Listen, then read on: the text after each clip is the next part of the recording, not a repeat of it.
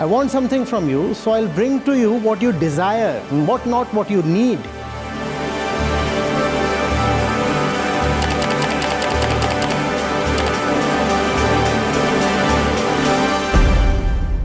You can choose to be the politician or the preceptor. So if you are acting politically correct, you must know that you have a personal stake somewhere. I want something from you, so I'm not going to run the risk of truth. And then there is the preceptor in relationships. Don't see whether that person loves you. See whether that person loves the truth. There must be people in your life, right? You think you know them really well. No. You do not know people really well. How will anybody know you really well? Namaskar, Acharya ji, and we are very, very grateful you're here. You've come all the way. So who am I? That's irrelevant. We're just very grateful that you're here. Thank you very much for your presence. My question is more of a conflict, and I'm in a constant conflict. And what is the thin line between being polite and kind, or what you say, sugar-coated or politically correct, versus blatantly truthful, which can also be a kind of compassion when you witness your loved ones or a close ones constantly being in a victim state and putting it onto others, and more circumstantial when you know that it's more perceptional and self-induced.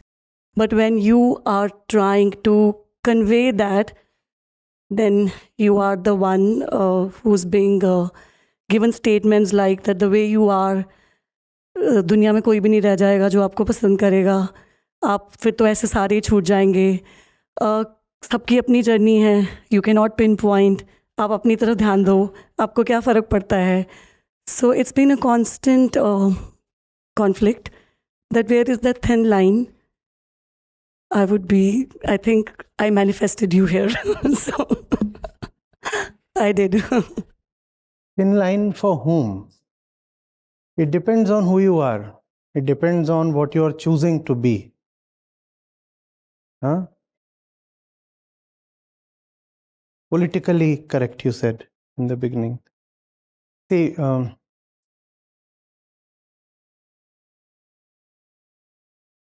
in your daily life, in your relationships, you can choose to be the politician or the preceptor. The politician has a purpose and ambition, right? The politician wants to become something and stay there. And therefore, he will have to compromise with the truth. We are talking of the relationships that we have, right? We are not talking of politicians of the kind that we have in assemblies and parliaments, because that's not the question here. So if you are acting politically correct, you must know that you have a personal stake somewhere. No politician can ever speak truth absolute to his audience. He'll have to dilute the truth. He'll have to compromise there, because there is something that he wants in return from the audience, right? He cannot afford to antagonize the audience. And if the audience is not ready to take the truth, the politician will not come up with the truth, even if he has it, assuming he has it. That's the politician. And you can be the politician in your relationships. I want something from you, so I'm not going to run the risk of truth. I want something from you, so I'll bring to you what you desire, not what you need. I need something from you, so I'll bring that to you which pleases, not that which elevates.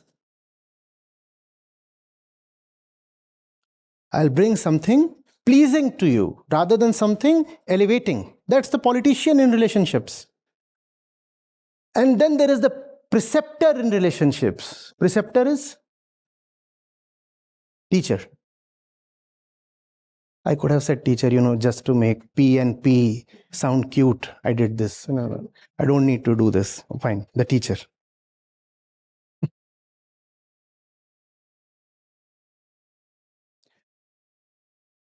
Or you could be the teacher in relationships. But that sounds so uncool. The teacher in relationship. Teacher. What else do I say? Teacher, preceptor, sage, real friend. My friend is fine. Friend is fine. Or you could be the friend. The friend does not have anything at stake. The first commitment of this one, the sagely friend, is towards the truth rather than the person he or she is related to. So this one is not going to compromise. Not going to compromise. Now, in the short run, it would appear as if the politician does better. The relationships of the politician would appear to be better in the short run. And most of us are concerned only with the short term. So there, the politician looks like prevailing, and that's why most of us prefer to be politicians in our relationships. But in the long term, it's the preceptor that wins. The politician seems to care too much about the other, the one he is related to. So he says, I don't want to hurt your feelings. I want to be polite. I don't want to be too straight in your face, too rude. I'll say things in a way that don't displease you. In fact, I'll not say the right thing at all. I'll keep you enclosed in the kind of illusions that you prefer. In the short term, this seems to work. In the long term, it's the way of the teacher, the friend, the preceptor, or the prophet that seems to work. It depends on you, how much love you have. If you don't have enough love, then you will choose to be a politician in a relationship. But if you have love enough, you will choose to be the prophet in a relationship. It depends on how much love you have. Love not really for this one, the one you are related to. Love for that. Love for this. If you don't have love for the first thing or the first one, how can you have love for all the others you are related to? In fact, if you want to judge the person you are related to, that's the way to judge. Don't see whether that person loves you. See whether that person loves the truth. Never ask, do you love me?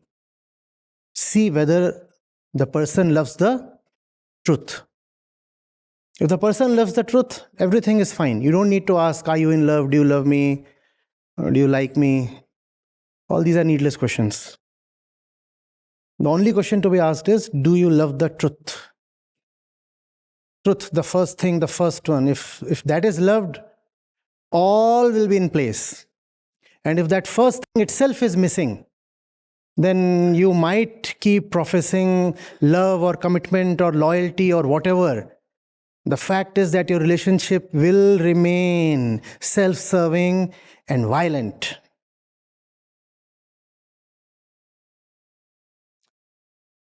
Are you getting it? Huh? Hello, sir. I've been following you for the last 5 or 6 years.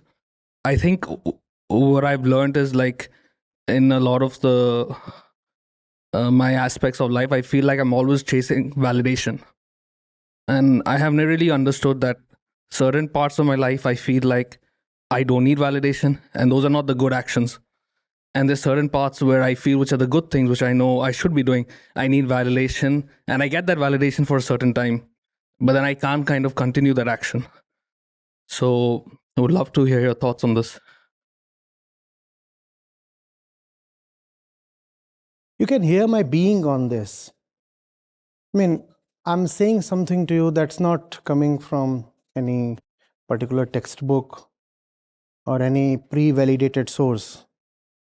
How do I know whether any of what I say to you makes any sense? The moment the question arises, there's a problem. You have to be sure of yourself. You have to ask yourself, first of all, whether you are brutally honest in your dealings with the others. You have to know for yourself that you are giving not just 100%, but a little more than that to the other. Now you'll not need to look into the other's eyes and beg for validation. I'm already doing the maximum possible. Now, whether or not it pleases you, there is no way I can do anything extra or more. So if you say I am doing well, fine. And if you say I am doing poorly, that too is fine. So I don't need validation then, but that requires you to be ruthlessly honest with yourself first. When the inner eye is missing, then the outer eye keeps roving. Can you please certify that I'm talking sense? Can you please attest that I'm not an idiot? Can you please assure me that my decisions are correct? All that happens when you are not talking a lot to yourself. Others should not become easy substitutes. Your first relationship is with your own inner truth. And it's the most powerful source of validation. Others, how will they ever know you beyond a point? There must be people in your life, right? You think you know them really well. No. You do not know people really well. How will anybody know you really well? So even if others validate what you are saying or doing, does that hold any value? This person does not know me, but he says, "Sir, you are great." Now this attestation, must it matter to me? He does not know me anyway at all. So even if he is certifying that I am wonderful, why should I be inflated because of that? I'm getting the only person who can know me well is me. So if I have to ask somebody, I'll ask myself. If I have to ask, how am I doing? I'll ask myself. But that would require you to be impartial, nirmam. That's the word from Gita, nirmam. That will require a certain detachment from oneself, a love for truth rather than personal weaknesses. Doesn't matter even if I have won the race. I know for myself I didn't run well. They might have given me the gold medal, but I know for myself I'm not proud of how I run.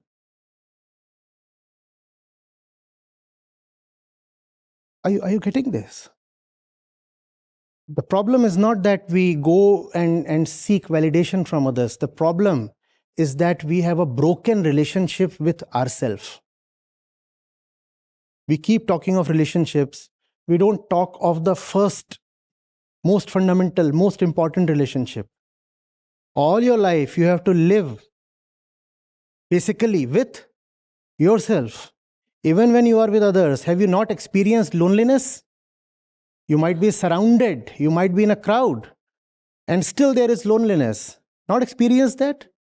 Because you have to live with yourself. So maintain that relationship. Do well there. And the word there is honesty. Honesty. No trick, no magic, no formula can be a substitute for that. Honesty. Honesty. all wisdom literature, all spiritual practices, all philosophy stops at that point, honesty, that little thing. Because there can be no proof if you say, I'm a fearless man. How can it be proven to you that you are not fearless? That's something internal. And in absence of honesty, you can continue nourishing your illusions and keep telling yourself, I'm fearless, I'm fearless, I'm fearless. If you say you don't have fever, the doctor here can prove to you that you have fever, right? But if you say you don't have fear, how will I prove to you that you have fear? Maybe I can display that you are afraid in some situation, but you can come up with an argument and say, no, this I was doing just to please you, just to humor you. No, I was not actually afraid. I was afraid by mistake. And even if I'm afraid, that's not my fault. I have been taught to be afraid. So that means I am not afraid. I have been taught to be afraid. You can come up with any kinds of smart or cunning arguments. Therefore, what you need is honesty. Otherwise, there can be all kinds of devices and pretenses. And we are masters at it. Try telling somebody the truth, and the kind of resistance you get is bewildering. Anything can be accepted, but truth is greeted with colossal resistance. And such arguments, you will be confounded. I mean, you might start thinking maybe there is a point there. The fellow might be an idiot, but when it comes to defending his falsenesses, he becomes the wisest, the smartest man possible. Want to awaken somebody's potential? Make them resist the truth, and they'll give it everything they have.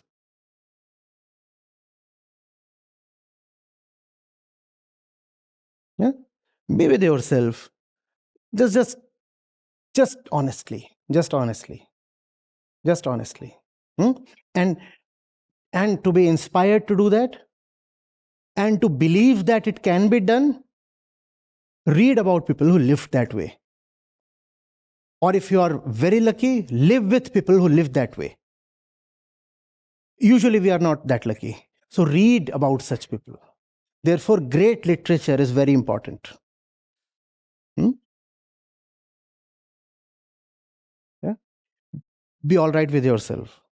Be all right with it. I'm not saying you must not take others' opinions or feedbacks. That's all right. But the primary judge must sit within. You need not look at yourself through others' eyes.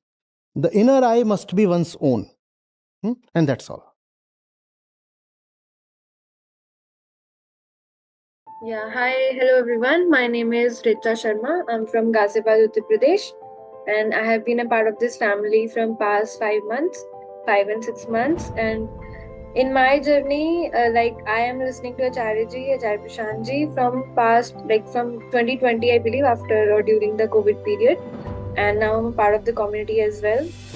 So I think that was my wholesome experience was totally like every single one of you, how we all started with some sort of catastrophic repercussions in our life because of our social conditioning and the unanswered whys in our life. So this particular education and these particular sessions are helping me to change me for my betterment, regulated by me only.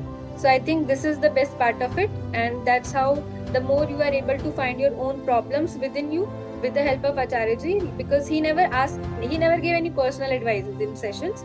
He always gives you the gyan, the knowledge, and the explanations of Gita, shloks and everything. And now you have to figure out yourself where you are lacking. I think that is the best part, that where you will be understanding all the richai of Veds, Gita, and along with you would be able to figure out what is wrong with you.